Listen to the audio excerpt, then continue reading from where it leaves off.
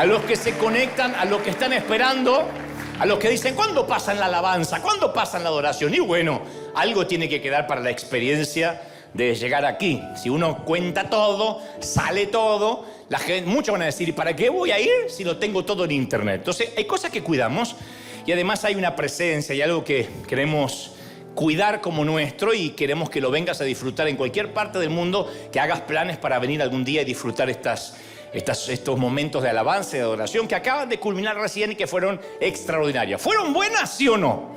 Maravillosa, no queríamos que terminara. Y ayer, en momento voy a transmitirte lo que creo Dios me dijo que te diga. Pero ayer regalamos, como venimos haciendo cada año, a excepción del 2020, que estábamos en plena pandemia, pero después el resto de los años, hace como 5 años, venimos regalando pavos. Esta vez regalamos 1000 a 1000 familias. Y esto es una conexión con las almas, porque no lo hacemos para resolverle la vida a nadie, no lo hacemos para que necesariamente vengan a la congregación, sino para ayudar a esas familias a que la pasen un poquito mejor. El jueves que viene, aquí es Thanksgiving, Día de Acción de Gracias. Un día donde toda la familia, por lo menos de la Unión Americana, se reúnen alrededor de la mesa a celebrar. Un día donde tiene que ver con el agradecimiento a Dios. Lo habrán visto algunos en América Latina en las películas, lo han leído en los libros. Es un día que viene ya de antaño de celebrar la cosecha, de celebrar los días que Dios nos bendijo. Y decíamos recién, hay tanto para celebrar. Tanto, por ejemplo, algo tan esencial como el oxígeno, como el respirar. Y eso lo vamos a celebrar el día jueves, aquí cada uno con nuestras respectivas familias.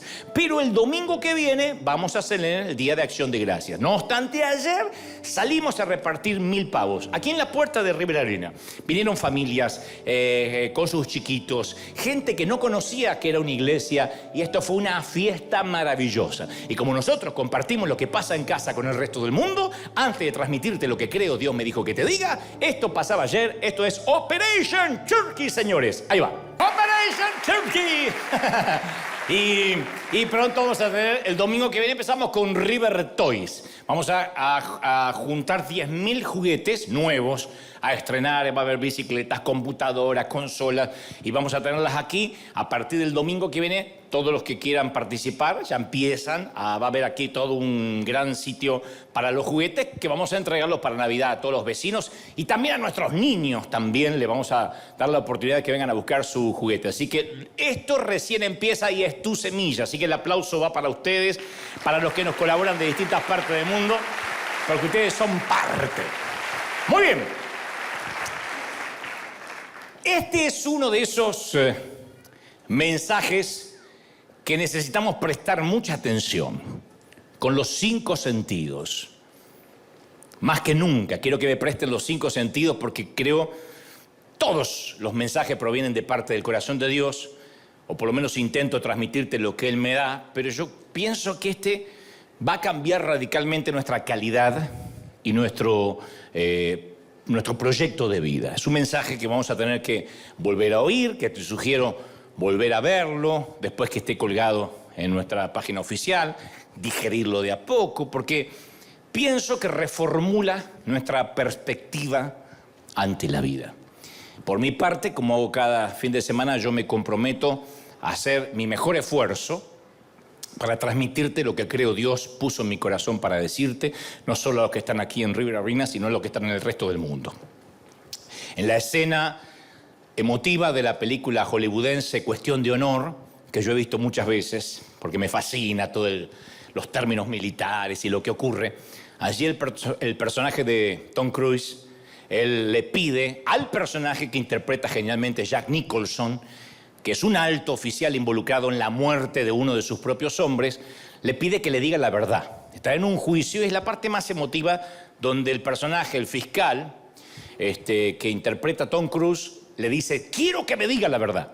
Es el momento más dramático de la película, Cuestión de Honor, insisto, porque no estaba en el guión original, sino que es una frase improvisada por Nicholson a través de su personaje, que se convirtió en una de las más célebres del cine. Le dice, la verdad no está capacitado para la verdad. Ni siquiera sabría qué hacer con la verdad. Y eso se transformó en una frase célebre, ni siquiera sabrías qué hacer con la verdad. Y yo hago referencia a esto porque me temo que a veces los cristianos no sabemos qué hacer con la verdad. No nos gusta a veces oírla y tampoco sabemos qué hacer demasiado con ella. Cuando Dios nos revela algo, tenemos que cambiar, porque si hacemos caso omiso, la palabra dice que sabiendo hacer el bien y no hacerlo, se nos cuenta como pecado. Entonces yo a veces cuando siento que Dios me da un mensaje que tiene involucrado grandes verdades, me pregunto qué haremos con esa verdad, pero eso dependerá de cada quien. Aún así, yo estoy consciente, no lo digo tanto quizá por los que están aquí, sino por los que nos escuchan en otras partes del mundo, que no todos están listos para esta conversación. No todos están listos para la verdad. No obstante, sé que tengo que compartir esto. Dicho esto, vamos a lo importante. ¿Estamos listos para la verdad? Díganme amén. ¿Todo el mundo? Díganme un fuerte amén. ¿Están listos para la verdad, sí o no? Muy bien, ahora sí, insisto, dicho esto, voy a transmitirte lo que creo Dios puso en mi corazón. Hay un pasaje bíblico que a mí siempre me intrigó desde pequeño, porque es muy movilizador y además está hasta en cierto punto enigmático. Parece que encierra más de lo que está diciendo explícitamente. Y contiene al menos 4 pepitas de oro. Es un solo versículo que tiene 4 perlas de sabiduría que son eternas y caramba, son actuales porque las podemos aplicar en nuestras vidas ahora mismo. Está escrito por el sabio Salomón, que con muy buen tino escribe en Proverbios 30:21. Proverbios 30:21. Él dice, 3 cosas hacen temblar la tierra. 3 cosas. Y aún una cuarta la hace estremecer aún más. El siervo que llega a ser rey, número 1. El necio que le sobra la comida. La mujer rechazada que vuelve a casarse. Y la criada que suplanta a su señora. Parecería que fueran temas aleatorios, que nada tiene que ver con nada, pero los está escribiendo, viene esto a través de la pluma de Salomón. Cuando dice que hacen temblar la tierra, estas 3 cosas, y aún una cuarta la hace estremecer, no se está refiriendo a terremotos californianos, ni a las placas tectónicas de la tierra que se suelen mover aquí bastante, sino es una metáfora del caos. Una metáfora del desorden que estas 4 cosas podrían ocasionar en la humanidad. Es un caos, primero, cuando la criada suplanta a la señora. Cuando la sirvienta suplanta a la patrona. Dice Salomón, eso es un caos, cuando toma el lugar de la patrona, de la jefa. Esto habla de que si alguien toma un lugar que no le corresponde de manera fraudulenta y no sabe después cómo gestionar ese sitio de poder, se vuelve un caos. Por eso la corrupción de una nación, la corrupción de un país comienza cuando se acepta un puesto público para el cual no se está capacitado. Vaya si en nuestros países pueden dar cátedra de esto, ¿no? O el nepotismo. El nepotismo que es la predilección de algunos funcionarios públicos respecto a su familia, a sus amigos, a la hora de realizar concesiones o contratar empleados estatales. Nepotismo es cuando en lugar de colocar a alguien capacitado ponen un familiar o un amigo o alguien al que le tienen afecto. Y esto tiene una historia milenaria. El nepotismo no es un invento de nuestros países. El concepto deriva del griego antiguo nepos, traducido al español significa sobrinos, poner un pariente en el poder. O también se cree que deriva del emperador Julio Nepote. Lo que sea, esto viene desde hace años, el nepotismo. Y puede haber hasta nepotismo dentro de la iglesia, que es cuando se cree que el ministerio se hereda por el apellido necesariamente, ¿no? Que necesariamente porque es el hijo del pastor o el yerno del pastor o el cuñado del pastor puede predicar y tener un ministerio por estar dentro de la familia. No digo que no lo puedan tener, pero no que sí o sí lo tienen que tener porque heredan el ministerio familiar. Eso es nepotismo. Porque por el hecho que sea el hijo no significa que necesariamente tenga el llamado. O por el hecho de ser la esposa del pastor. Se cree en nuestras iglesias que tiene que saber predicar y por consecuencia tiene que ser pastora. Y es ridículo porque suponer que la esposa del cirujano también puede operar a corazón abierto, aunque jamás pasó por la facultad de medicina. ¿Quién me va a operar? Mire, yo tengo vacaciones, va a venir mi mujer. Yo soy cirujano y ella por consecuencia es cirujana. ¿Estudió? No, pero tiene unas ganas. ¿No? Eso es nepotismo.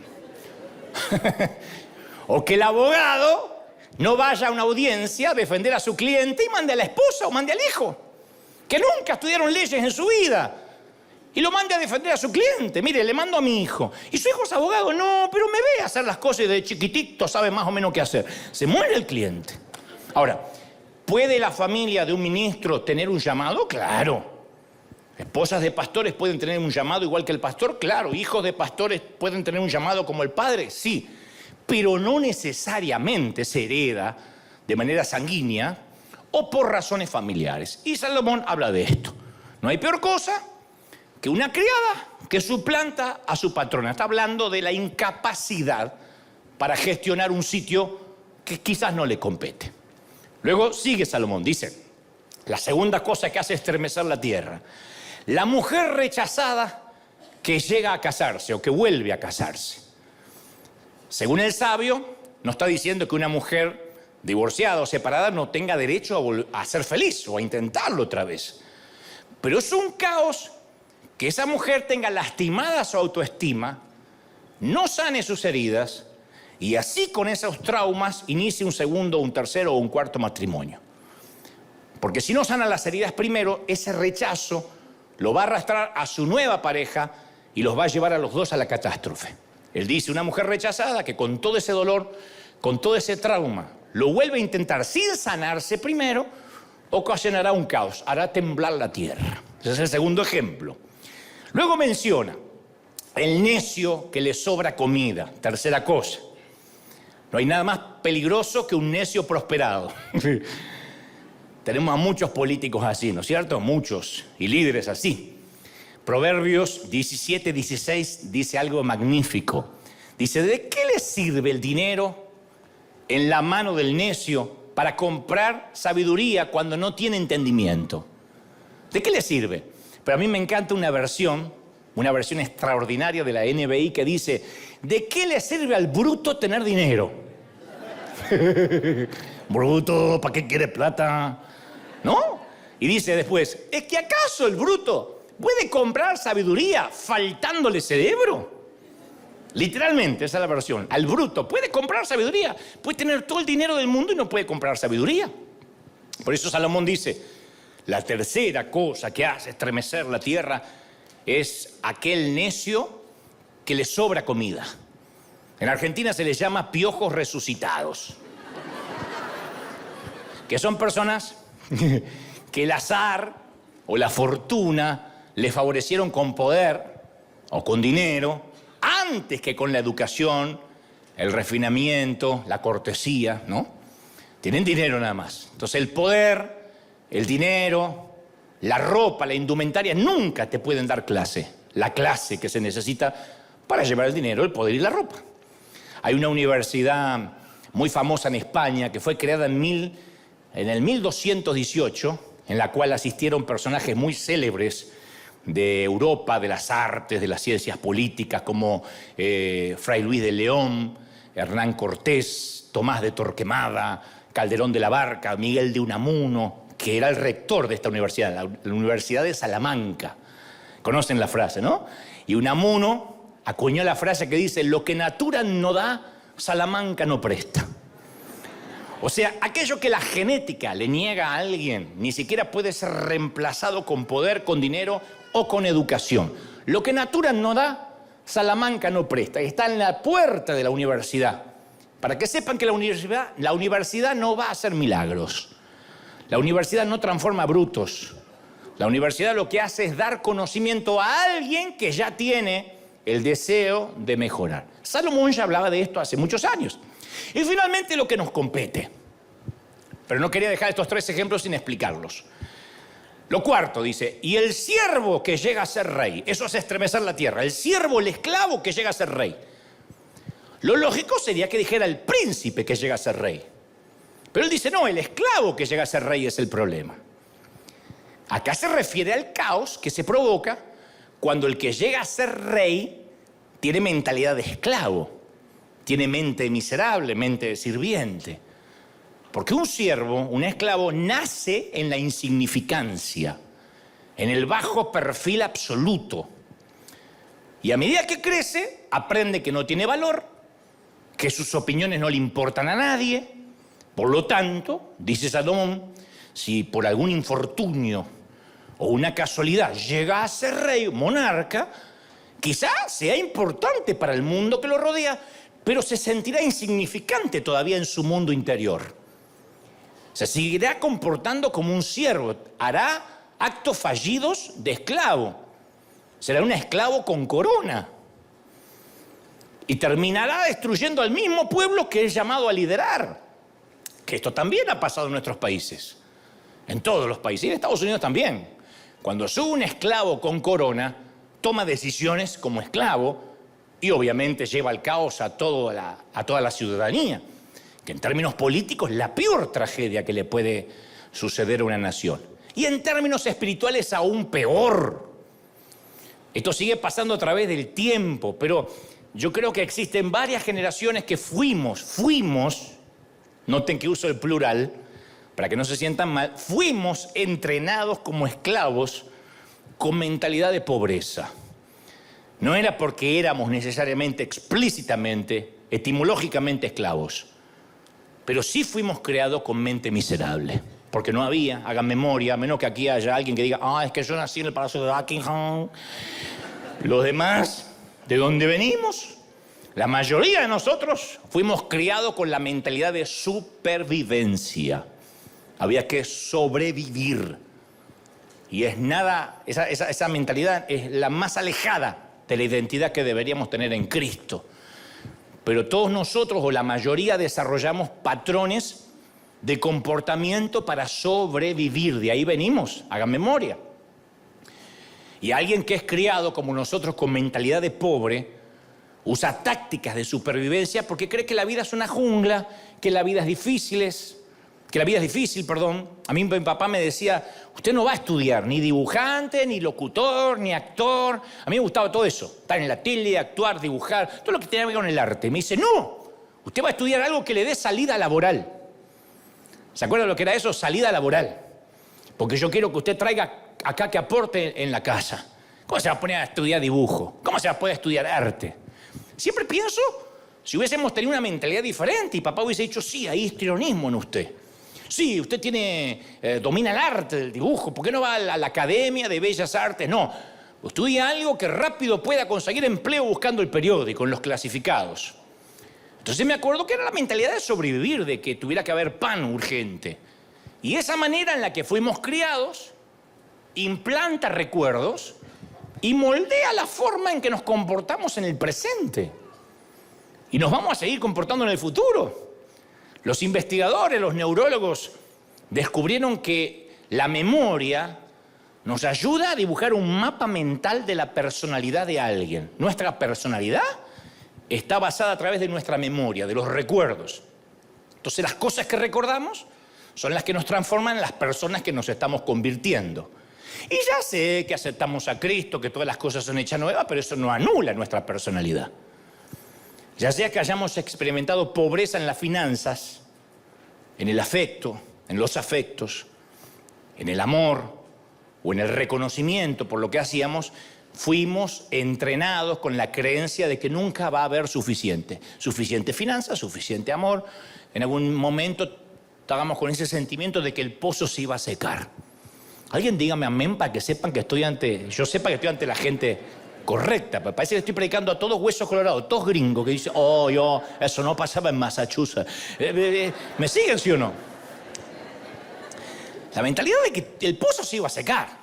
Yo fui criado donde mi mamá me decía, aproveche a comer, porque ya van a venir las vacas flacas.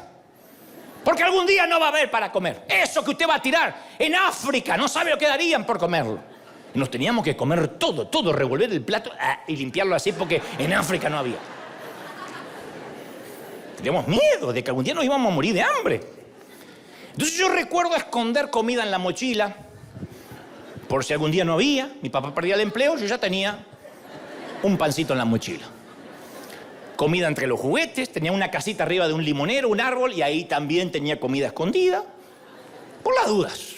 Antes que los gringos escondieran cosas y guardaran cosas en los garages, antes de los terremotos y los huracanes, yo, Dante Gebel, ya guardaba en el árbol comida.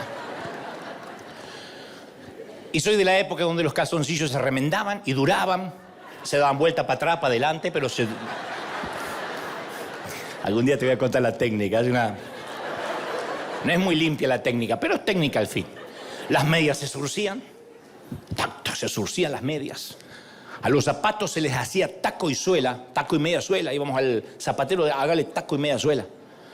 Yo usé el mismo zapato, 12 años, el mismo zapato. Cuando yo era chiquito me compraron un zapato así, parecía Krusty el payaso, para que me creciera el pie. Y se rellenaba con algodón. Y a medida que iba creciendo el pie le sacábamos pedacitos de algodón. Después la pata estaba así porque había crecido más, pero todavía no llegó el tiempo de comprar zapato nuevo. Todo tenía que durar. Nada se tiraba. No éramos, infrahumanamente pobres. No vivíamos bajo una lámina, bajo los puentes. No. Un espíritu de pobreza. Un espíritu de que quizás mañana no haya. Nos llevó a realizar, a generar, a cablear una manera de pensar de modo supervivencia. Había que sobrevivir. Y ese temor a la carencia estaba basado en mentiras. Que hasta que esas mentiras no sean quebrantadas, no podemos disfrutar ni ver la provisión de Dios. Entonces nuestro pasado a veces se puede convertir en una cárcel que perpetúa la misma esclavitud de aquellos que nos criaron. La misma esclavitud. La pasamos de generación en generación. Viaja por nuestros genes. Y de algún modo extraño, reproducimos intencionalmente esa misma cultura destructiva en nuestros hijos y en aquellos que nos rodean. Yo he aconsejado a mucha gente con el correr de los años y observé un patrón común. La gente llega a ser como la persona que más desprecia. La gente termina pareciéndose a quien más dice menospreciar. Los alcohólicos, por ejemplo, son comúnmente criados por padres alcohólicos. Dijeron, nunca voy a beber, y en un momento torcieron el brazo y comenzaron a beber como sus padres. Personalmente yo no he conocido a un abusador de niños que no haya sido alguna vez cuando niño víctima de un acoso sexual. Es un patrón que se repite. Y en algún momento de la sesión de consejería siempre surge esta afirmación. Yo juré que nunca iba a ser como mi padre, que nunca iba a maltratar a mis hijos y llegué justamente a ser como él. Lo que menos quería era ser como mi madre. Y me miro al espejo y me estoy convirtiendo en ella. Yo conozco esa lucha. Porque a pesar de que gran parte de mi juventud luché para no ser como mis padres, fríos, apáticos, no los estoy criticando, digo, eran así. Ya conté decenas de veces, mi papá alemán, mi mamá inglesa, eran gente que no te acostumbraban a abrazar, a apapachar, a darte un beso. Y a veces yo me descubrí haciendo y diciendo lo mismo que ellos. Luchando para no ser, me terminaba pareciendo. Hay una fascinante historia bíblica de Jacob con su suegro Labán, para el cual trabajaba, ¿no? Para hacer un resumen, porque no te voy a aburrir mucho con la historia, no te voy a llevar de viaje por toda la historia, después lo pueden leer. El suegro era un timador, era un estafador que le había cambiado a su yerno las condiciones salariales como 10 veces. Su yerno todavía no lo era potencial, el yerno estaba trabajando por una de sus hijas. Pero este era un timador, el suegro era un hombre que había hecho su fortuna por el lado izquierdo, digamos, de los negocios. Y Jacob se hartó. Le dijo al suegro, mira, vamos a hacer una cosa. Yo voy a trabajar por las cabras y las ovejas que nazcan manchaditas, las que tengan pintitas. Esos animales van a ser mi salario. Las que sean lisas son tuyas, las que nazcan con pintitas son mías. Y el suegro Labán cerró el trato de inmediato, pensó que su yerno era un tonto, porque suelen nacer muy pocas ovejas manchadas, no son los dálmatas. Pero la historia da un giro inusual. Jacob, por orden de Dios, talló unas ramas exponiendo manchas blancas debajo de la corteza. Una ramita y las talló para que se vean manchas blancas. Y ubicó esas ramas enfrente de los abrevaderos, cuando las mejores ovejas estaban bebiendo y apareándose ahí. Entonces daba como resultado que las ovejas y las cabras más fuertes parían crías manchadas como las ramas que estaban viendo mientras tomaban agua en el abrevadero.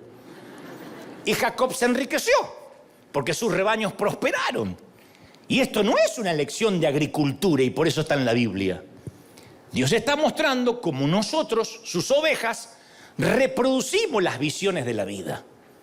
El abrevadero es todo aquel sitio a donde miramos continuamente, donde continuamente estamos reflexionando, para bien o para mal. No importa lo que hagamos, vamos a reproducir, vamos a parir aquello que continuamente miramos y recordamos. Por eso yo cada domingo digo que lo sagrado no se vuelva común, somos un hospital del alma, el rey está en casa, porque la gente viene a beber aquí y está reproduciendo esa visión en sus hogares, en sus casas, en sus sitios. Bueno, en lo personal pasa que en el afán de estar recordando lo mal que la pasamos en la infancia y lo que pasó, y no quiero ser como mi mamá, y no quiero ser como mi papá. Para no ser como mi papá, tengo que estar reflexionando en mi papá. Para no ser como mi mamá, tengo que estar pensando y mirando a mi mamá, aunque ya no esté viva. Y reproducimos lo mismo en nuestros hijos, porque nuestro abrevadero es lo que miramos. Nuestro abrevadero es lo que reflexionamos. Y reproducimos exactamente lo mismo. Proverbios 23:7 dice, porque ¿cuál es su pensamiento en su corazón? Tal es él. Lo que hay en tu corazón y en tu cabeza, eso es lo que eres. Eres lo que piensas, no lo que dices. Entonces, todo lo que alguna vez fue construido, fabricado, desarrollado, comenzó en la mente de alguien, alguien lo vio. Y si continuamente veo lo que no quiero ser, termino reproduciendo exactamente eso. No quiero ser como mi mamá, no quiero ser como mi mamá. Y reproduzco exactamente el carácter, el temperamento de mi mamá. Esto explica por qué tanta gente crece maltratando a sus hijos del mismo modo que los abusaron a ellos. Decíamos, a mí de chiquitito no me dieron cariño, y ahora le das cariño a tus hijos y no, me cuesta mucho expresar. Y está reproduciendo el patrón. Alguien lo tiene que cortar. Nos prometimos nunca llegar a ser como nuestros padres, pero llegamos a ser exactamente como ellos en un punto. Entonces, la manera en que fuimos criados, entrenados, no solo nos afecta a nosotros, afecta a nuestros hijos.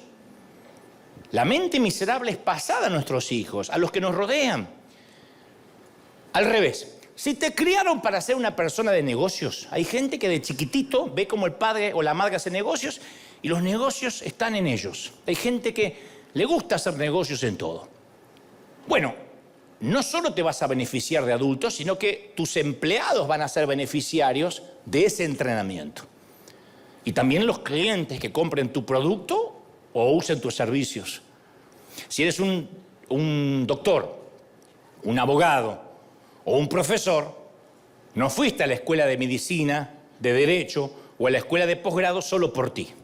Fuiste por cada paciente que tratas, por cada cliente que representas y por cada estudiante que enseñas. Uno afecta con la mente que fue entrenado a todo el entorno. ¿Hasta ahí me siguen, sí o no? Bueno, pero en algún momento de la vida, lo que nos pasó en el pasado lo reproducimos en el futuro. Cuando nuestros recuerdos son más grandes que los sueños y las visiones, es que ya comenzamos a morir.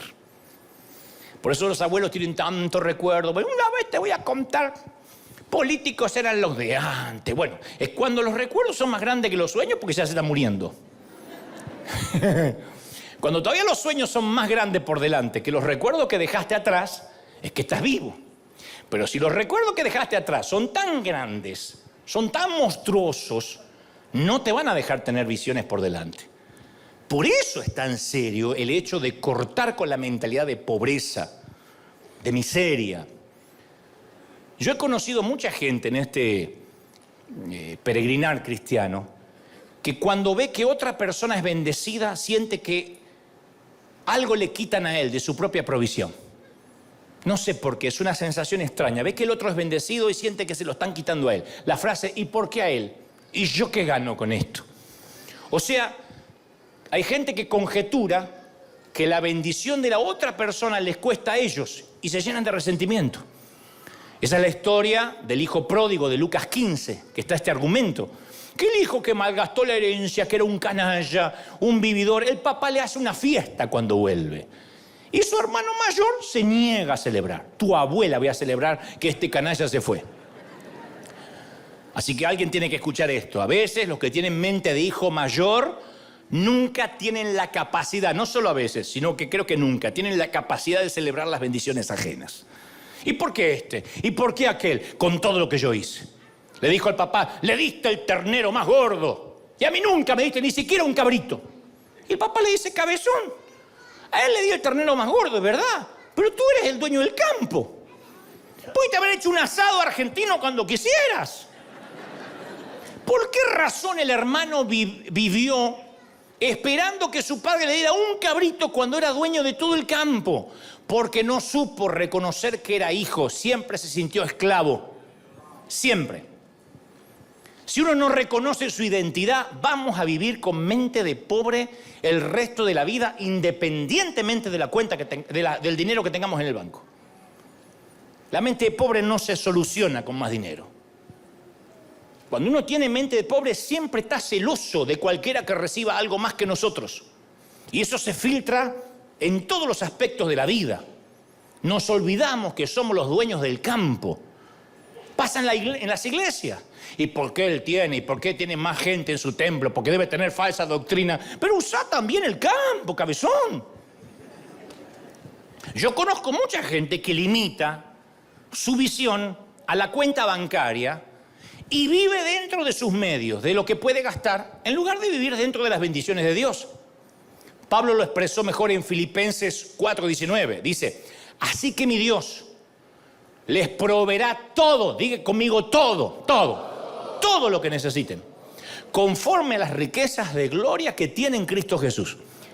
Ahora quiero que entendamos esto, Él no suple según mi necesidad, sino que suple según sus riquezas. No suple según tu necesidad, suple según sus riquezas. Cuando yo era chico, era muy común encontrarnos en la iglesia gente que decía, yo vivo por fe. ¿Y usted de qué trabaja? Vivo por fe, gloria a Dios. Oh. Pero no solo predicadores, familias enteras que vivían por fe. Y nosotros los miramos diciendo, ¡qué espiritual! Oh. Y contaban testimonio, hermano, aleluya. No tenía un centavo, como siempre. Y no teníamos que comer, 3 días sin comer, mis hijos ya les dolía la panza de hambre. Y suena la puerta y no podrán creer, hermanos, apareció un pollo ahí. Un pollo, o pollo argentino. Ahí en la puerta alguien lo había dejado. Bendito sea el Cordero. ¿Cuánto creen que Dios es así de poderoso? ¿En serio te mató 3 días de hambre y te dejó un pollo? Y esos eran los testimonios, ¿no?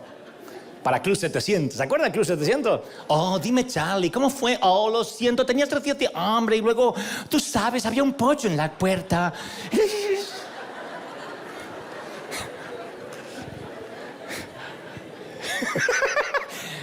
Así eran las traducciones que nos llegaban a nosotros. Oh, Charlie, y cuénteme, ¿qué pasó? Bueno, el pollo estaba allí, sí, estaba podrido, pero aún así, tú sabes, Charlie, lo limpiamos un poco.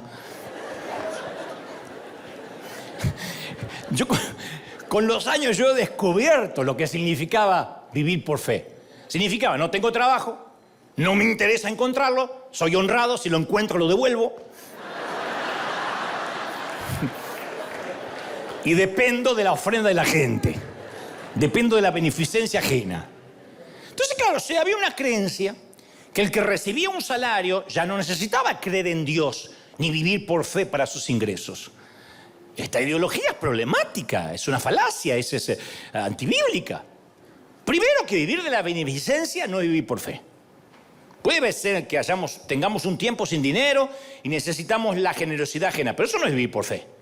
Segundo, se solía pensar que si tenías un empleo, ya no vivías por fe. O sea, reducíamos nuestra provisión a la capacidad para trabajar en vez de la capacidad de Dios para proveer. En mi caso, si yo viviera del salario de la iglesia, dirían, vive del dinero de la iglesia, vive de las ofrendas, cómo le gustan los diezmitos a este argentino, ¿no? Pero como vivo de mi trabajo profesional, se pone en duda mi espiritualidad. Y dicen, no se puede servir a 2 señores, o Dios o CNN. Entonces, o sea, si Dios te llama a predicar, esta teología dice, tienes que enterrar todos tus talentos y vivir por fe, que te mantenga la gente. Es una locura, ¿de verdad? Eso es espiritualidad, eso es mente de pobre. ¿De verdad Dios me va a llamar y va a pasar lástima toda mi vida? Y esto puede encontrarse en cada nivel de la sociedad, en todas las profesiones, en todos los estratos sociales. La cuenta bancaria de una persona no es un indicio si experimenta o no la provisión de Dios. Porque alguien puede tener una fortuna y vivir inseguro de que el pozo se le va a secar, como vivían mis papás. Alguien puede tener $1 millón y decir, no, mire que con Biden y la inflación se va a acabar. Y vive con miedo, vive con mente miserable. No come banana para no tirar la cáscara. Entonces, cuando los que tienen mente de pobre adquieren dinero o acceden a bienes, tienden a que su identidad esté asignada a lo que tienen. Entonces, algunas personas tienen casas, pero a veces parece que las casas tienen algunas personas. Hay gente que vive para la casa y hay gente que vive para el auto y ama el auto. Y los asaltan y dicen, o su esposa o el auto, mátela, pero me deja el auto. Quienes tienen mente de esclavo pierden de vista sus prioridades cuando obtienen dinero. Inmediatamente, las prioridades se le cambian, se le desajustan los patitos, inmediatamente. En cambio, quienes fueron entrenados como príncipes, tengan o no tengan dinero, no dependen del dinero. Porque los príncipes poseen cosas, nunca permiten que las cosas los posean. El Salmo 112 expresa de mejor manera, dice, dichoso el que teme al Señor, el que haya gran deleite en sus mandamientos. Sus hijos dominarán el país. La descendencia de los justos será bendecida. En su casa habrá abundantes riquezas y para siempre permanecerá su justicia. Para siempre. Esos son los que son criados como príncipes. Alguien tiene que decir amén.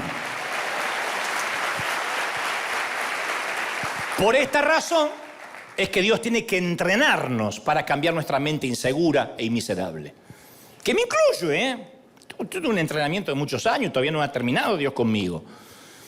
Cuando David tomó clases de arpa siendo niño, nunca se imaginó que esas lecciones lo iban a posicionar como miembro de la corte del rey Saúl. Mientras practicaba arrojando piedras con la honda cuando cuidaba ovejas, nunca le pasó por la mente que ese conjunto de habilidades lo catapultaría a la fama nacional. Incluso cuando andaba David escondiéndose en las cuevas, Dios estaba entrenando su capacidad para escribir salmos que tocarían fibras sensibles miles de años más tarde. Entonces, el hecho de que algo no sea parte de tu vida, que no lo hayas planificado, no significa que no sea parte del plan de Dios. Todo tu pasado es una preparación para algo en el futuro. Todo. Por eso es importante cambiar la mente si es miserable, porque todo lo que pasó en el pasado es una preparación para el futuro. Todo. Dios no desperdicia nada. Dios no desperdicia un solo momento. ¿Lo crees? El Dios que hace que todas las cosas ayuden para bien, aprovechará cada experiencia, cada trauma, cada habilidad, cada error, cada pizca de conocimiento que hayas adquirido. Él aprovecha todo. Todo lo que yo soy es todo lo que me pasó de niño y para bien, para mal. No estoy muy normal, pero acá estoy. Y este es el punto. Moisés nació en esclavitud. Pero siendo esclavo no podía liberar a los israelitas de la esclavitud. Él tuvo, por orden de Dios, que ser criado en la casa del faraón para aprender cómo piensa un príncipe y quitarse la mentalidad de esclavo. Un líder, un pastor, un rabino, un cura, un presidente que está en esclavitud internamente, nunca podrá liberar a los que están en esclavitud externamente. Nunca. Si yo no soy un tipo libre acá, auténtico, yo no los puedo conducir a la libertad. Soy un tipo esclavo. Por eso hay tanto legalismo en las iglesias, porque el que está generalmente, no todos, pero muchos de los que están detrás de este atril, viven esclavizados y transmiten esa esclavitud y esa culpa a la gente. Entonces, los primeros 40 años de Moisés fueron tan importantes como los segundos 40 años que pasó en el desierto. Siempre los ministros hablan de que fue importante los 40 años del trato silencioso de Dios en el desierto. Cuando ya tenía 80, se hizo el libertador de Egipto. Pero los primeros 40 fueron casi los más importantes. Moisés era el único que sabía y podía negociar con el faraón. Moisés era el único que conocía los protocolos del reino. Cuando pensamos en Moisés, yo te digo, piensa en Moisés, ¿qué imagen se te viene a la mente? Un viejito de barba blanca, con un bastón arqueado, porque eso nos vendió Hollywood.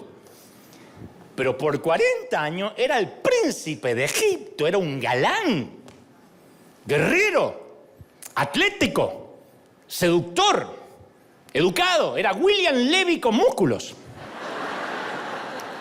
con clase. Hay teólogos que creen que era casi, no se cree, pero casi un argentino. Pechito de paloma, así como los argentinos caminaban así. Ese era Moisés. Príncipe, practicaba esgrima. Todas las mujeres de la corte estaban enamoradísimas de él, de Moisés. Decían, ¡ay, Moisés! ¡Ah! Cuando veían Moisés.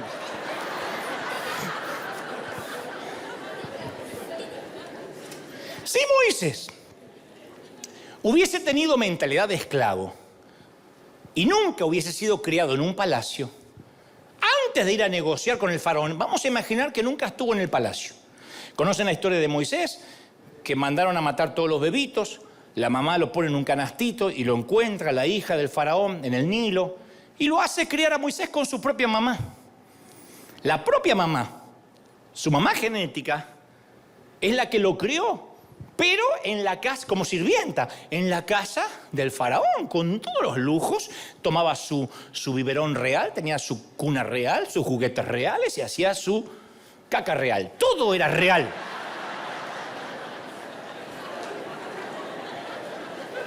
Si él no hubiese sido ese rey, y directamente de la esclavitud, vamos a suponer, me permito esta licencia bíblica, vamos a suponer que no pasó nunca por el palacio, y directamente de la esclavitud va a negociar con el faraón, se hubiese dejado influenciar por la mente de los demás esclavos.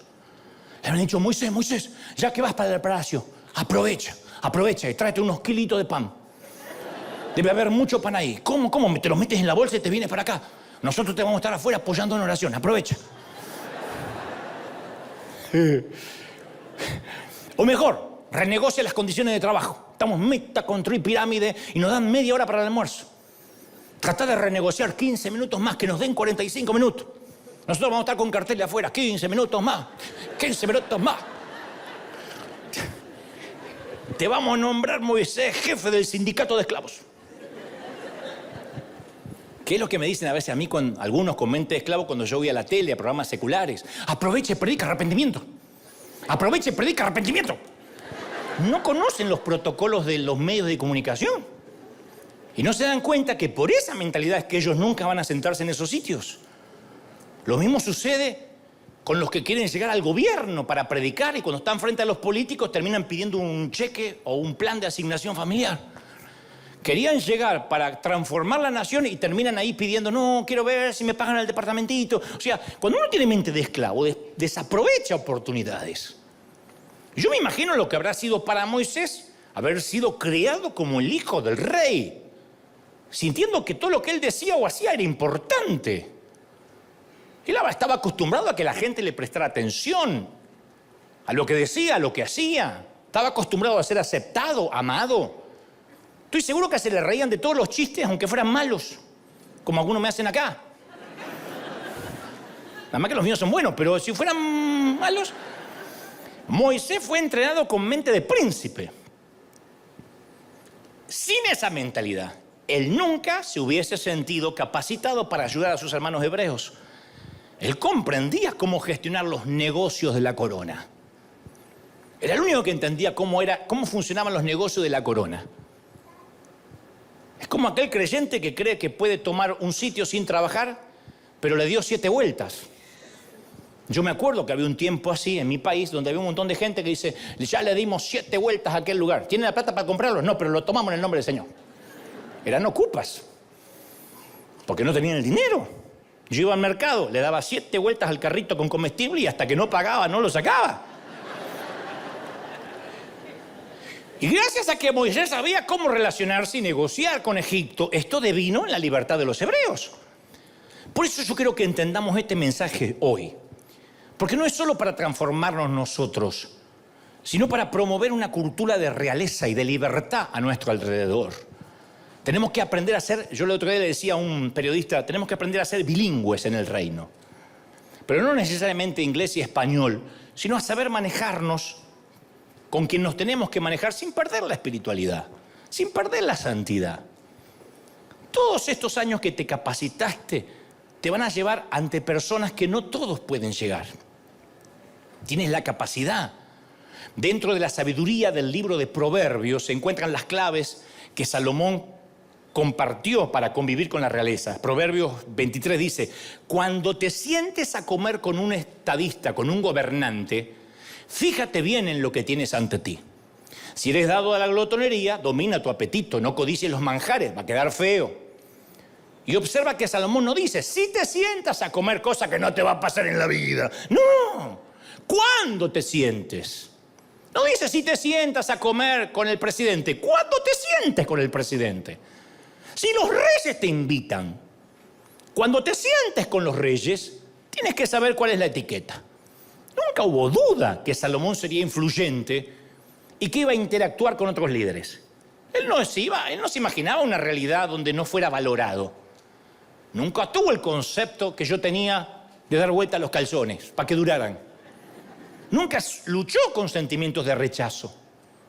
Como resultado de su educación, el libro de Proverbios está lleno de dichos que reflejan la sabiduría de Dios. Y la fama de su reino se debe a esos principios. Usted dice, bueno, Salomón hace mucho. Pablo, por ejemplo, el apóstol, era el único entrenado para ir a predicar a Atenas, Grecia. El Señor reclutó a 12. Después Judas se va, se decide ir por sí solo, quedan 11, y el Señor no pudo mandar ninguno de los 11 a Grecia, a pesar de que habían estado con el Señor. Pablo se crió en Tarso, cuando era Saulo, que era una sede académica como Alejandría, como Atenas. Aprendió el griego, que era el idioma internacional, la lengua franca del mundo, el griego. Fue entrenado Pablo como un hombre libre. Pablo no pensaba ni como judío, ni como esclavo. Aprendió la Torá completa a los pies de Gamaliel. Tenía doble pasaporte. Judío de nacimiento, ciudadano romano que se lo había ganado, se presume, haciéndole tiendas a los soldados del imperio, fabricándole carpas. Dentro del imperio tenía todos los derechos de un romano el tipo. Así que Pablo andaba con el pechito de paloma. Y Grecia era el centro intelectual del mundo antiguo. Grecia era la ciudad de Aristóteles, de Platón, de Sócrates, los grandes filósofos. No podía ir cualquier discípulo, tenía que ir Pablo. Entonces estaba el Areópago, que era el tribunal supremo en la antigua Grecia, donde los magistrados dependían directamente del rey. Y el Areópago, que yo sé que suena a aeropuerto, pero no era un aeropuerto, estaba lleno de ídolos, cientos de ídolos. Escuchen esto que fascinante, cientos de ídolos. Y los filósofos se reunían en el medio ahí. Alrededor había un montón de estatuas, esculturas de ídolos. Pues yo tenía muchos dioses los griegos. No eran ignorantes, muy intelectuales, pero tenían muchos dioses. Y de alguna manera presentían que había un Dios que no conocían. Tenían miedo de que dice, a ver si nos olvidamos de algún Dios. Pablo entra al lugar, ve los distintos dioses de una nación totalmente politeísta. Tenían dioses hasta por las dudas. Estaba Maradona. No, todavía no. Pero ves la escultura de Zeus, soberano del Olimpo. Poseidón, dios de los océanos, papá de la sirenita. Para que lo ubiquen. Hades, el dios del inframundo. Estaba Hermes, el mensajero de los dioses. Hera, la reina de los dioses. Hefesto, al costadito, héroe de los dioses. Y de paso te tiro nombres por si estás embarazada y no sabes qué nombre ponerle a tu nene. Dioniso, dios del vino y del Malbec argentino. Atenea, diosa de la sabiduría. Apolo, dios del sol. Artemisa, la diosa de la caza. Ares, dios de la guerra. Afrodita, la diosa de la belleza y el amor. Y Dios pudo haber enviado a Pedro, a Santiago, y estoy seguro que habrían agarrado un martillo con las esculturas diciendo: ¡idólatra! ¡Asesino! ¡Se van todos para el infierno! Hubiesen destruido todo. Porque habían sido entrenados como pescadores. No sabían nada cómo tratar a los filósofos griegos. Y en cambio Pablo era un tipo que había sido entrenado intelectualmente, como Moisés. Sabía cómo eran los negocios de la corona. Y les habla el tipo con una inteligencia y una astucia asombrosa. Está en Hechos 17:22. Dice que Pablo se pone en pie con esa cara de yo no fui que ponemos nosotros cuando pasamos por migración y la frontera, ¿sí?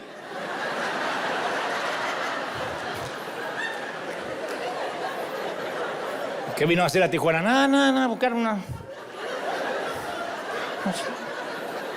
No hablo inglés. Con esa carita, Pablo se pasea por el Areópago y dice: varones atenienses, damas y caballeros de Atenas, he observado que sois muy religiosos. Comienza su retórica con un halago. No le dice generación de víboras, le dice: ¡qué religioso! Sí, los que dice, sí, la verdad que sí. Y cuando los tiene ya en el bolsillito, dice, agrega: pero estaba revisando los muchachos, mirando vuestro santuario, y veo que también hay un altar ahí chiquitito con una inscripción que dice al Dios no conocido. O sea, si nos olvidamos de algún Dios, no queremos su ira. Así que pusieron al Dios que no se conoce. Todavía está ahí. Si hay un Dios por descubrir, también le hicimos un altar. Bueno, a ese que ustedes adoráis sin conocerle, les vengo a anunciar. Y todos los tipos escuchan, atentos, la retórica del apóstol Pablo. Y Pablo, como Moisés, fueron entrenados para hablar a personas que otros no podrían ni siquiera acercarse. Por fundamentalistas, por legalistas, por tener mente de esclavo. Entonces la astucia hace que uno pueda meterse como troyano en ciertos lugares donde de otro punto no nos iban a escuchar. Hay gente que respeta la capacidad y Dios te la regala la capacidad para que te ganes ese respeto. Hay sitios donde quizá otros no pudieron entrar y Dios me dio la providencia divina de entrar a determinados lugares, pero porque me vieron o creen ellos que puedo tener la capacidad como periodista o entrevistador, y eso me permite estar en el círculo y en un momento me van a preguntar o yo voy a poder decir en qué creo y ellos escucharán con respeto porque la plataforma es la capacidad y lo que Dios me permitió ganar. No es la capacidad humana, es lo que Dios te dotó, es lo que Dios te capacitó para ganarte eso. ¿Me siguen? Imagínate si hubieras sido educado en un palacio, que todo el que te rodeaba te decía que naciste para ser destinado a rey o a reina. De chiquitito te lo hubiesen dicho. ¿Quién serías hoy en la vida? Yo pienso, ¿quién sería si me hubiesen dicho: no, Dante, tranquilo, Dios te va a bendecir tanto? Mirá, ¿sabes qué, Dantecito? Algún día hasta no sé si no vas a ser un líder que dé de comer a las naciones. Porque Dios te puede bendecir muchísimo, ¿eh? La capacidad la tienes. Y yo creo que esto de comer salteado acá en casa se va a terminar. Vienen días de mucha prosperidad donde vas a compartir. ¿Quién hubiese sido? Si Dios me trajo hasta acá diciendo: no coman el durazno que mañana no hay. Mamá, se me rompió el calzoncillo. La parte con el agujero, ponelo para atrás que nadie mira.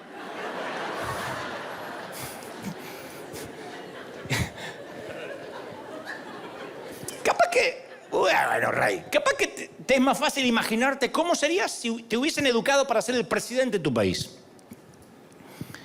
¿Cómo eso hubiese afectado tu destino, tu manera de pensar?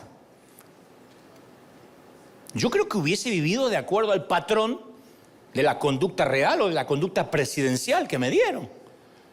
Pero Dios me mostraba esta semana que nunca es demasiado tarde para empezar a reformular, reinventar el cerebro, hacer un research, empezar de vuelta una búsqueda de lo que Dios puso en el corazón y usar la sabiduría como Salomón para creer en la grandeza que Él implantó en nuestro interior. Somos hijos del Rey de Reyes, somos príncipes. ¿Están conmigo, sí o no? Entonces, cuando comenzamos empezamos a actuar como realeza, que no estoy diciendo la estupidez, hermano, Dios te va a dar un 0 kilómetro, hermano, Dios te va a dar un carro al año, no esa estupidez imbécil, porque cuando le agregamos la prosperidad al evangelio, cuando le agregamos algo al evangelio, le estamos quitando todo. Yo no hablo de eso, no estoy hablando de dinero necesariamente, digo de cambiar la mente. Cuando uno cambia la mente, se da cuenta que lo que parecían montañas en la vida se convirtieron en peldaños que moldearon nuestro carácter. Entonces necesitamos cultivar un entorno que capte los planes que Dios escondió en el corazón de la gente. Hay planes de Dios en tu corazón, de verdad te digo, hay planes de Dios escondidos ahí arqueológicamente bajo la baja estima o lo que nos dijeron. A Salomón se le enseñó, instruye al niño en el camino correcto y en su vejez nunca lo abandonará. ¿Cuál es el camino correcto? ¿La escuela dominical, de verdad? ¿Eso es el camino correcto? Ay, yo llevo a mis hijos a un colegio cristiano. ¿Eso es el camino correcto? No, es la mentalidad. Esa instrucción está escondida en nuestro corazón. A mí me fascina cómo Samuel unge a Saúl, porque siempre se habla de cómo ungió a David, pero cómo ungió a Saúl no es un tema menor. Le dice en un momento, yo soy el vidente, o yo soy el profeta, le dice el profeta a Saúl. Sube delante de mí, come, por la mañana te voy a despachar y descubriré todo lo que está en tu corazón. No le dice voy a traer algo de afuera, lo que está en tu corazón lo voy a descubrir. La respuesta de Saúl te muestra que él nunca fue criado como rey, que nunca le enseñaron que él valía, porque respondió, ¿yo? ¿Qué hay en mi corazón? ¿No soy yo el hijo de Benjamín? ¿De la más pequeña de las más pequeñas de la tribu de Israel? ¿Y mi familia? ¿Acaso no es la más pequeña de las familias de la tribu de Benjamín? ¿Por qué pues me has dicho cosas semejantes? Ese era Saúl. Lo más significativo es que cuando Samuel le dice que Saúl le va a revelar lo que ha estado en su corazón, Saúl no tiene ni la menor idea de lo que está hablando. Como algunos que me miran ustedes así con cara de sapo recién salido del pozo. ¿Ah? ¿De qué estás hablando, Willis? Algunos me miran medio raro. Así estaba Saúl. No entendía que Dios le había dicho que Samuel declarara la grandeza que ya estaba dentro de él. Hay una grandeza que ya está dentro tuyo. No es que acabamos de fabricar gente con grandeza. Ya está. Y vos estás diciendo, pero si me dijeron toda la vida que también diera vuelta el calzoncillo como vos. Sí, pero la grandeza es puesta por Dios antes que naciéramos. Desde el vientre de nuestra madre esa grandeza está. Y un día esos genes se activan. Cuando mi mamá estaba embarazada, Dios puso grandeza en ese feto. Dios puso grandeza en su vientre. Y entonces cuando yo nací me dijeron, no, sos pobre, no tenemos, no podemos, hay que surcir las medias, heredás todo de tus hermanos. Yo te conté que no solo heredaba la ropa, sino los pantalones los heredé todo. No es una metáfora, ¿eh? Mi primer pantalón me lo compré a los 16. Todo lo demás era de mis hermanos. Y me iban bajando la botamanga, se dice. La parte de abajo me la iban bajando los pliegues a medida que iba creciendo. Yo era como los árboles. Mi maestra me contaba las rayas y sabía la edad que tenía. 7 rayas, 7 años tenía. Pero la grandeza estaba. Y dice que, le dice Samuel a Saúl, o dice las escrituras, que cuando Samuel unge a Saúl, el espíritu de Jehová vendrá sobre ti y serás mudado en otro hombre. O sea, el llamado de Saúl estaba oculto debajo de su autoestima. No es que se mudó a otro hombre diferente, sino fue transformado en el hombre que fue creado para ser desde que nació. El verdadero Saúl estaba perdido en la insignificancia. Y así como Saúl, todos tenemos dones, talentos, muchas capacidades. Aquí hay empresarios que todavía están trabajando de empleados. A mí me consta que acá hay gente que puede llegar a lo más alto de Hollywood, de Silicon Valley, de Wall Street. Y no es un deseo así. Ustedes saben que yo no soy de tirar palabritas para dejar contenta a la gente. Esa grandeza está por los genes del espíritu. Sin embargo, algunos de nosotros no hemos creído en nuestro potencial hasta que alguien viene y dice, mirá lo que hay dentro tuyo. ¿Cómo te ama el Señor? Mirá cómo te ama el Señor si te tiene en sus manos esculpido. Mirá lo que hay. Y ahí se nos cesa. ¿Cómo te ama el Señor? Entonces desde River yo quiero desarrollar, o queremos desarrollar, una cultura profética que haga que los destinos de la gente sean revelados.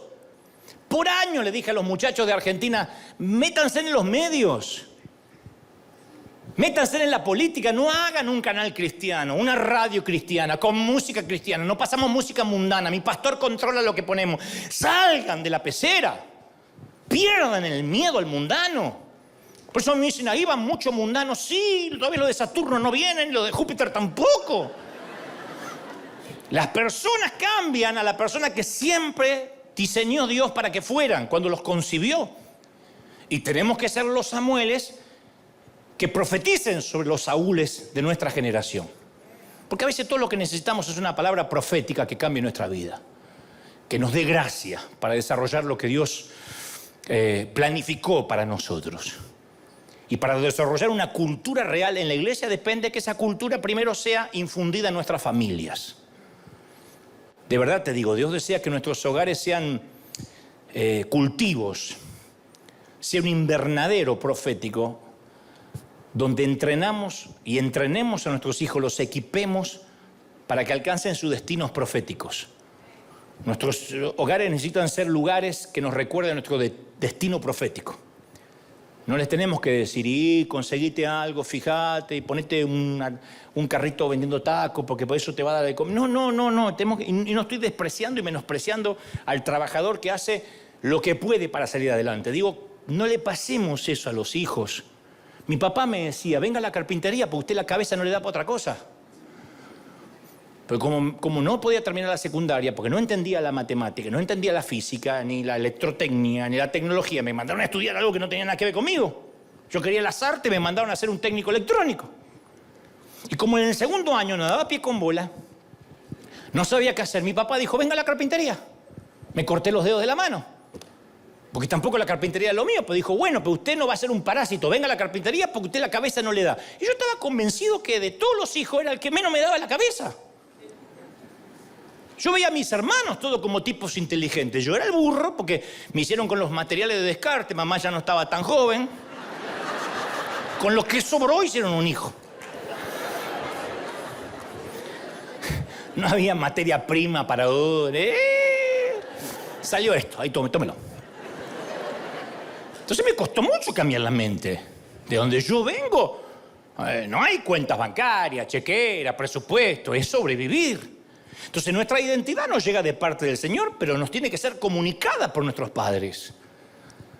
Si tenemos un linaje familiar saludable, lo más probable es que nuestros hijos crezcan sabiendo quiénes son. Somos llamados a desarrollar una cultura en nuestros hogares, una cultura de reino en nuestros negocios y finalmente en las naciones, ¿por qué no? Una cultura que extraiga lo mejor de la gente. En River nunca tratamos a la gente por lo que son, sino por lo que Dios creó para que fueran, por lo que van a hacer en sus manos. Yo oro siempre para que Dios nos conceda el discernimiento para ver más allá del exterior de la gente y profetizar el tesoro que hay adentro. Eres rey, eres príncipe. Alguien tiene que creerlo, dígame amén. ¡Aleluya!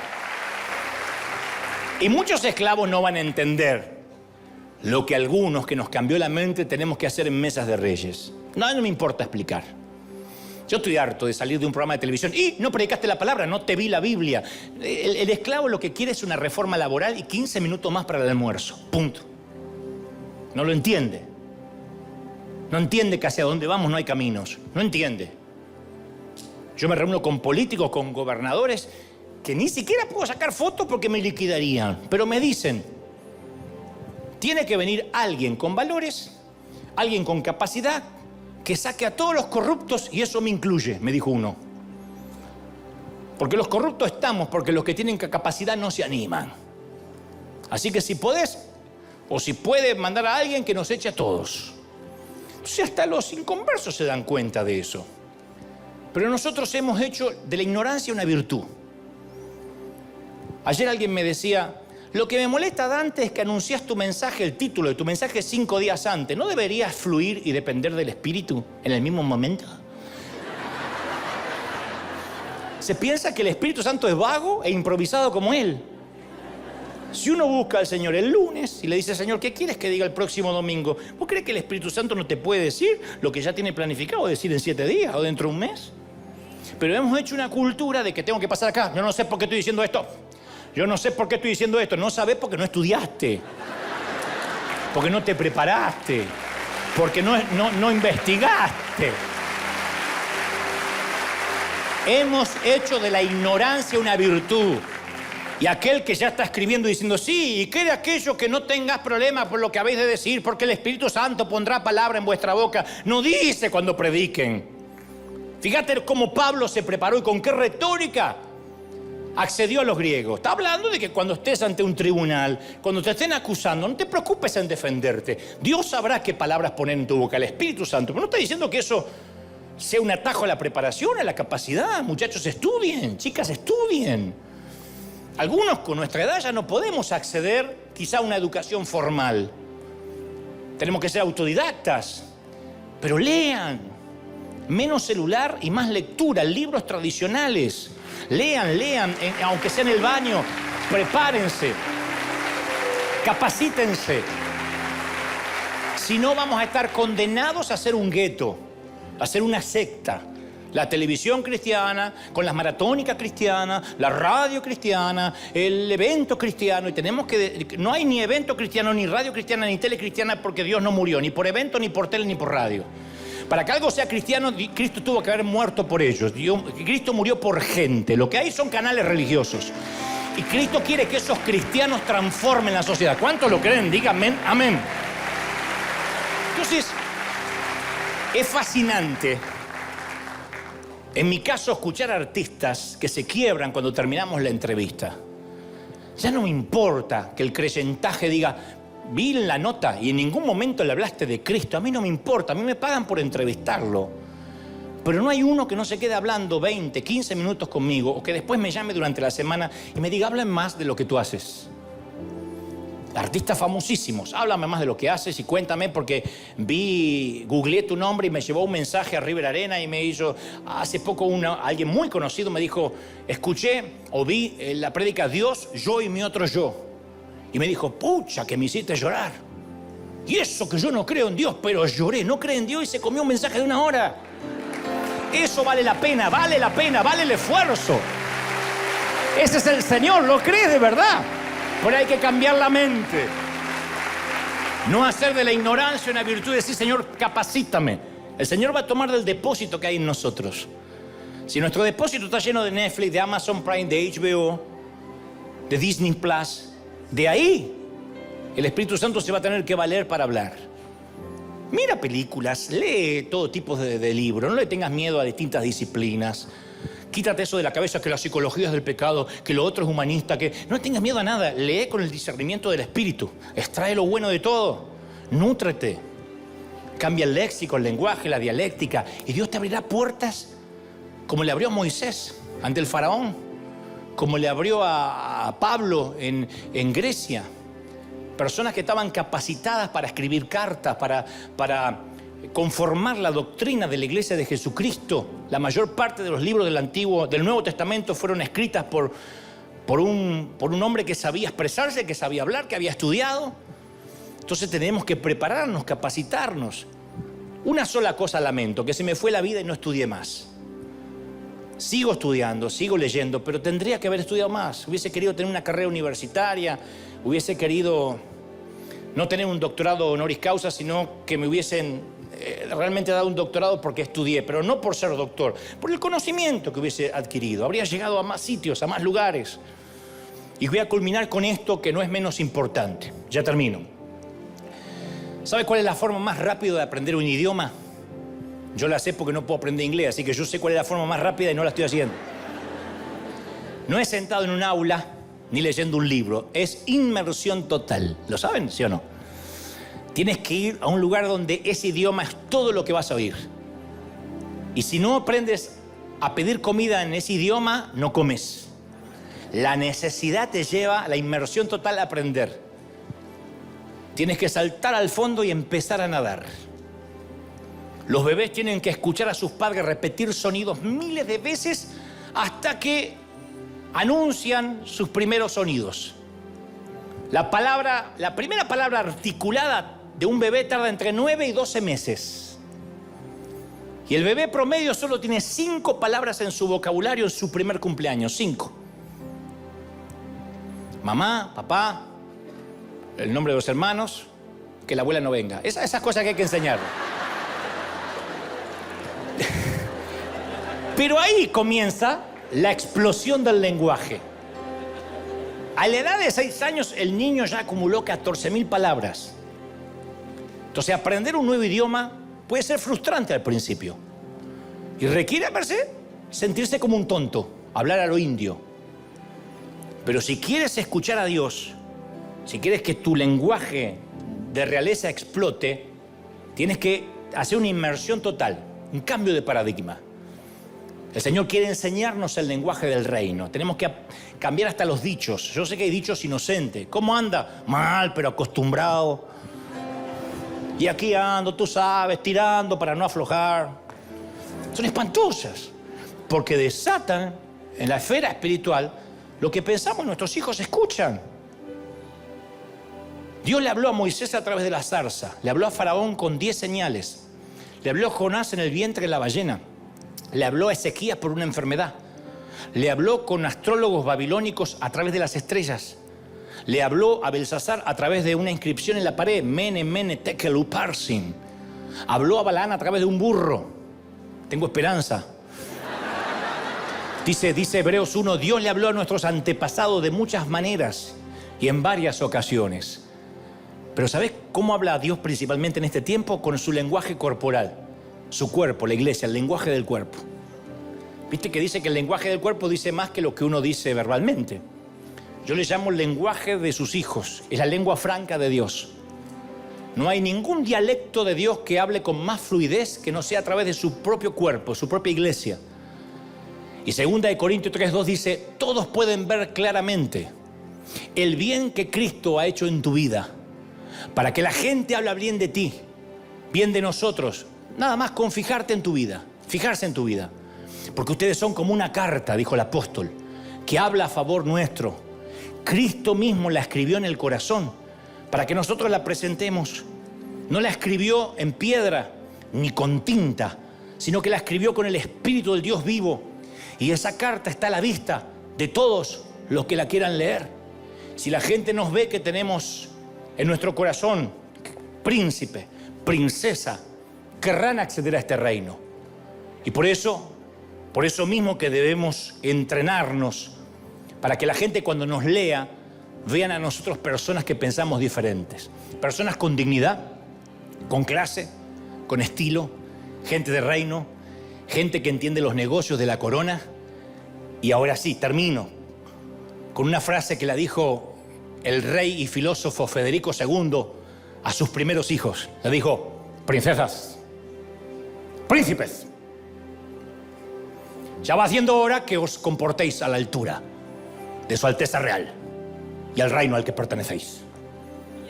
Y que por sobre todo que seáis dignos del rey a quien vosotros decís que servís. De otro modo vuestra corona será tan solo un sombrero que deja pasar la lluvia. Así que os lo ruego, a partir de ahora, haceos dignos de una bendita y santa vez, dignos del palacio y de la corona que nos dio el rey. ¡Aleluya! ¡Denle un aplauso al Señor de señores y al Rey de reyes! Vamos, vamos, vamos, vamos. Dale un aplauso gigantesco que se escuche en todo el mundo. Que algo real está ocurriendo en River. Que la realeza se ha levantado en River. ¡Bendito sea el Señor! Más. Vamos, haceos dignos. Haceos dignos de la corona. Haceos dignos de la corona. Vamos, come on. Haceos dignos de la corona. Digno de su Alteza Real. De su Majestad el Rey. Vamos, celebra. El Rey está en casa, gente. El Rey está en casa. Haceos dignos de Él, dignos del Rey. ¡Aleluya! Levanta tu mano y di conmigo, Señor Jesús, fuerte. Y toda la gente en sus hogares, Señor Jesús, entra en mi vida. Perdona mis pecados. Te recibo como mi Salvador. Hazme una nueva persona. Fuerte, una nueva persona. Recibo esta palabra. Perdóname. Anota mi nombre en el libro de la vida. Amén. Y ahora quiero orar por todos. Levanta tu mano antes de irnos. Vamos a orar. Presencia del Señor. Hay gente que está recibiendo esta palabra en cada parte del mundo donde nos están mirando. Hay gente que se hartó de los gobiernos corruptos. Se hartó de que en los sillones presidenciales desfilen corruptos, dictadores, fraudulentos. Y el Señor dice: es que no he encontrado a nadie que se ponga en la brecha. Pero Dios no está pidiendo a un gritón que se ponga a reprender. Está pidiendo a alguien que se haya capacitado en ciencias políticas, en ciencias económicas. Porque Dios necesita subir a alguien para gobernar, no para predicar. Y que a través de su buena gobernación el mundo entero quiera conocer al Dios de Daniel y al Dios de José, pero a través de una buena administración, no de una buena retórica. Y estoy hablando también a los que se están quejando de la televisión, de los medios de comunicación, de los contenidos de Netflix, los que se quejan de los contenidos de Hollywood. Dios dice: he buscado a alguien que se ponga en la brecha, y solo encontró gente que quiere hacer películas cristianas para agradarle a las 4 viejas que están dentro de la iglesia. Y Dios dice: por cuanto no se prepararon, Satanás tendrá su lugar en el entretenimiento.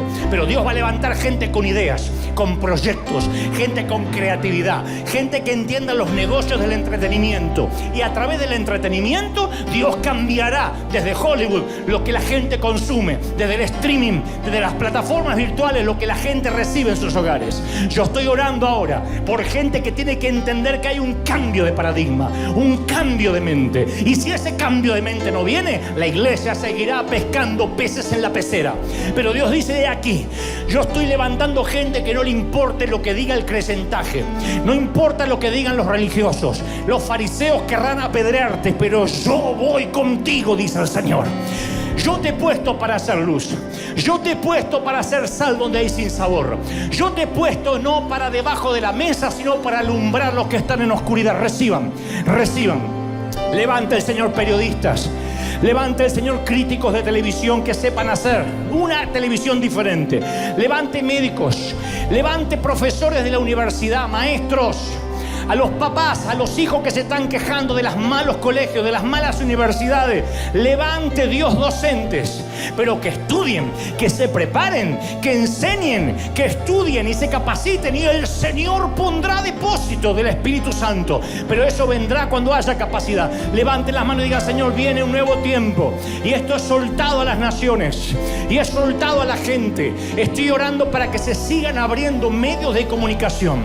Los medios de comunicación no están cerrados, simplemente la gente no ha tenido el piné, no ha tenido la preparación para tomarlos. Yo estoy orando ahora por las iglesias de América Latina, por las iglesias de Europa, de Asia, de América, de África, de Oceanía. Reciban ahora una nueva mentalidad. Yo estoy trayendo una mentalidad nueva, dice el Señor. Oro por niños, jóvenes, ancianos y adultos. Estoy declarando que esta palabra es sellada por el Espíritu Santo. Que esta palabra va a cambiar los paradigmas. Se va a levantar gente en contra. No los oigas. Yo estoy contigo, muchachas, yo estoy contigo. Dios va a levantar gente que cambie el ballet, gente que cambie el entretenimiento, gente que cambie los negocios. Oh, los negocios van a cambiar. Yo voy a levantar personas que entrené en los riscos salvajes con las ovejas de tu padre. Hay gente que ha estado cuidando ovejas solamente y cabras y dice: habrá algo para mí. Y el Señor dice: yo no voy a desperdiciar tu carácter ni cómo te preparé. He aquí, yo te llevo a sitios que jamás pensaste y abro puertas que ojo no vio, ni oído yo, ni han subido a corazón de hombre. Yo te bendigo. ¡Vamos! ¡Vamos! ¡Oh, el Señor lo está haciendo! ¿Pueden sentirlo?